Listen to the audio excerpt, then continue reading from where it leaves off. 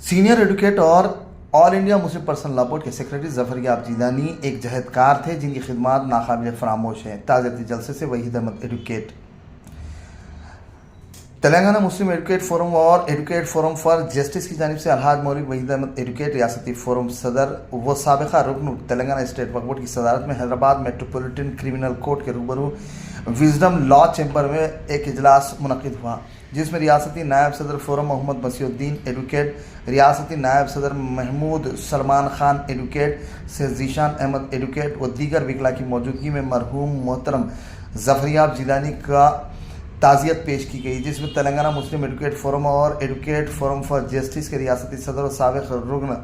वक्फ board Alhaj Waheed Ahmad advocate ने उनके इंतकाल पर गहरे रंज और सदमे का इजहार किया। उन्होंने कहा कि मिल्लत इस्लामिया का बड़ा नुकसान हुआ है और कहा कि फोरम की जानिब से आइंदा साल से ज़फ़रयाब जीलानी अवार्ड भी दिया जाएगा। फोरम को एजाज़ हासिल है कि उन्होंने ज़फ़रयाब जीलानी एडवोकेट को मुल्क का बेहतरीन क़ानूनदान अवार्ड से नवाजा था और कहा कि ज़फ़रयाब जीलानी एडवोकेट एक जहदकार थे और वो हमेशा शरीयत के तहफ़्फ़ुज़ के लिए अपनी जुस्तजू में मसरूफ़ रहते थे। शाबानो केस हो या फिर बाबरी मस्जिद केस, हमेशा अपनी जिद्दोजहद जारी रखे हुए थे। साबिक़ में वो additional advocate general Uttar Pradesh रहे और सुन्नी वक्फ बोर्ड के रुकन भी रहे। उन्होंने बाबरी मस्जिद केस के वकील की हैसियत से भी खिदमत अंजाम दे चुके थे और कहा कि ज़फ़रयाब जीलानी ने बाबरी मस्जिद का मुक़दमा मुख्तलिफ़ अदालतों में लड़ा और बाबरी मस्जिद एक्शन कमेटी के कन्वीनर होने के साथ साथ मुख्तलिफ़ तालीमी इदारों के सेक्रेटरी भी रहे। उन्होंने अल्लाह से दुआ की कि अल्लाह उन्हें जन्नत में आला दर्जा अता फरमाए। इस मौके पर एडवोकेट्स की कसीर तादाद मौजूद थी। शाहबानू के केस के ऊपर भी आपने मुसलमानों के हुकूक़ की शरीयत की हिफाजत के खातिर आपने वो केस में भी मुसलमानों के विकार को गिरने नहीं दिया और उस वक्त भी मुस्लिम पर्सनल लॉ बोर्ड ने मुस्लिम जॉइंट एक्शन कमेटी को कायम किया था, क्योंकि हर लम्हा हर ऐसे लोग आए थे बिल्कुल हर लम्हे में यानी मुसलमानों की शरीयत में मुदाखिलत पैदा कर रहे थे। शाहबानू केस भी ऐसा ही हुआ कि जिसको अल्लाह के नबी सल्लल्लाहु अलैहि वसल्लम ने जो शरीयत हमके लिए छोड़ गई थी उसके बरखिलाफ इसको लाया जा रहा था, लेकिन आपकी जदोजहद इसमें भी रही। आपने एक वकील की हैसियत से भी इसमें जो खिदमत अंजाम दी। हम दुआ गो है, अल्लाह से दुआ करते हैं कि अल्लाह इनके दर्जात को बुलंद रखे। आज ना सिर्फ तेलंगाना रियासत यानी तेलंगाना रियासत के सदर मुकाम से हमने इस कंडोलेंस के पैगाम को आगाज़ किया, बल्कि पूरे हिंदुस्तान में आज उनके लिए दुआ मग़फ़िरत की जा रही है, क्योंकि वो एक ऐसी शख्सियत थी जो हमेशा जदोजहद करना जानती थी,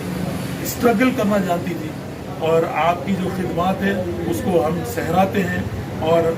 ऐसे ही दुआ करते हैं कि अल्लाह उसका नेमुल बदल पैदा कर और क़ानूनी पेचीदगियों में जहाँ शरीयत में मुदाखिलत का जो मसला है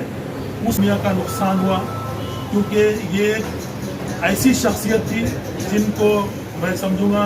कि हम जितना भी याद किया जाए कम है, क्योंकि मुझे इस बात का भी फ़ख्र है कि हमारी जो ऑर्गेनाइजेशंस हैं हमने ऑल इंडिया लेवल पर उनको अवार्ड दिया था, तो उनको हमने पूरी वकालत के उसमें हमने उनको एक बेहतरीन शख्सियत के तौर पर चुनकर हमने अवार्ड दिया था, जिसमें हमारे विकला भी मौजूद है, ये लोग भी वहाँ पर प्रेजेंट थे और हम उनके लिए बड़े फ़ख्र के साथ हमारे क्योंकि हमने जितने विकला को अवार्ड दिया उसमें सबसे बड़ी हैसियत और बड़ी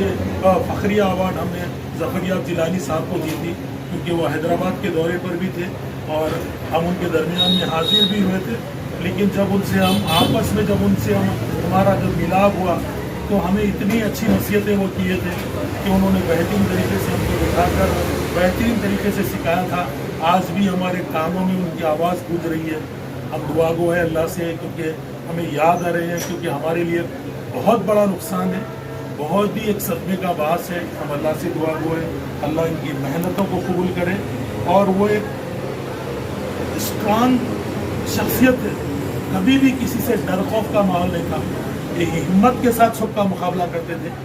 एक बड़े झूठ आपने खुद देखा होगा टीवी पर जब बाबरी मस्जिद का फैसला आते पर सिवाय वो अपने साथ सिर्फ एक तन्हा